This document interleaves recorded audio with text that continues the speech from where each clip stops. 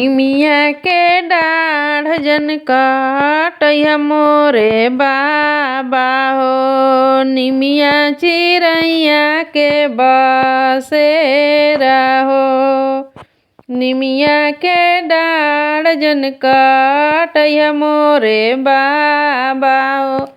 निमिया चिरैया के बसेरा हो। कट जइहे डढ़िया उड़ जइहे चिरैया हो। रह जइहे निमिया के पेड़ हो। रह जइहे निमिया के पेड़ हो। बेटी गर्भ जानी बोलिया मोरे बाबा हो। बेटी पराया धना होता जी। बेटी गर्भ जानी बोलिया मोरे पापा हो। बेटी पराया धना होता जी। चली जइहे बेटी तो सुन होइहे या गाना हो। रही जइहे ममिया अकेला हो।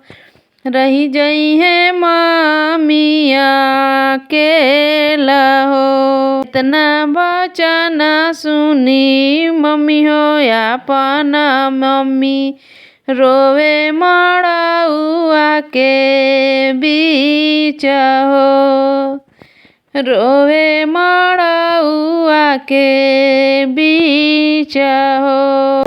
महीना बेटी कोखिया में रखनी हो। संकट सही दिन रात हो। बड़ी रे जातना बेटी तोहरो के पोसानी हो। अब बेटी जइहे ससुरार जी।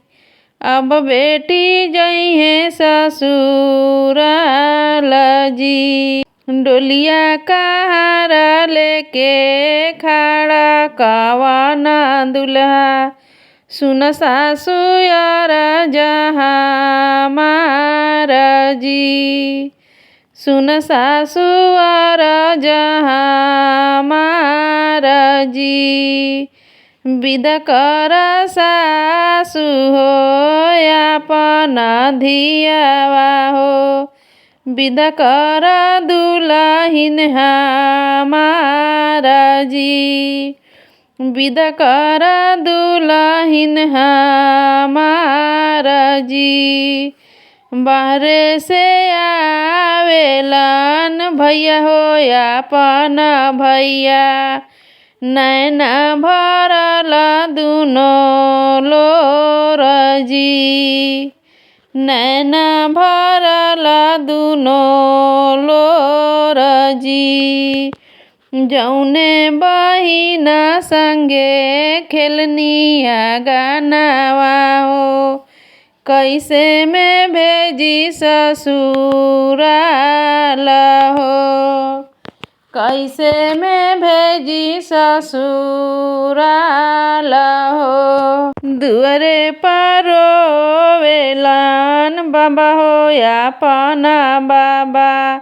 बीचे मड़उआ मम्मी जी। बीचे मड़उआ रोवे मम्मी जी। डोलिया पकड़ रोवे छोटका भैया रामा। बहिनी जे चलल ससुराल जी। बहिनी जे चलल ससुराल जी। रोई रोई बहिनी हो भैया के समझावेली। सुन भैया यार जहाँ महाराजी।